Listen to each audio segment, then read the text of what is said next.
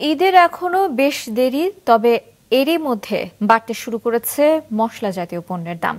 Broiler মুরগি দাম কিছুটা কমলেও বেড়েছে দেশি মুরগি এবং অধিকাংশ সবজির দাম।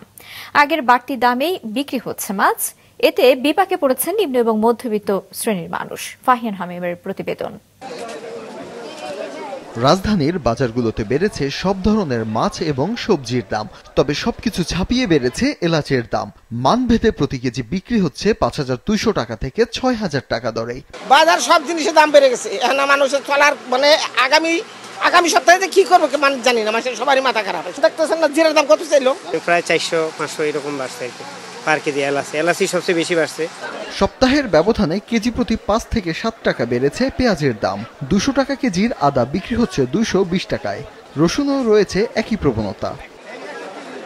সবজির বাজারে মানভেদে প্রতি কেজি করলা ৫০ থেকে ৮০ টাকা, বেগুন ৮০ থেকে ৯০ টাকা, বরবটি ৮০ টাকা, ঢেঁড়স ৮০ টাকা, কাঁকরোল ১০০ টাকা, ঝিঙে ৭০ টাকা ও টমেটো ৫০ টাকায় বিক্রি হচ্ছে। এছাড়া বাজারে প্রতি পিস লাউ ও চাল কুমড়ার জন্য গুনতে হচ্ছে ৭০ থেকে ৮০ টাকা। বাজারের অবস্থা আগুন। বাজারের অবস্থা করার কিছু আছে, আপনারা দেখতেছেন, আমরাও দেখতেছি।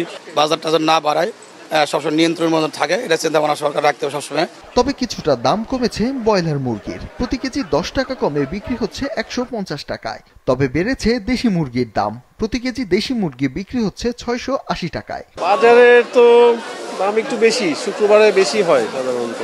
সবজির দামও বেশি, মাছের দামও বেশি। বাজার শর্ট, এই কারণে দাম বেশি। এদিকে আগের বাড়তি দামেই বিক্রি হচ্ছে মাছ।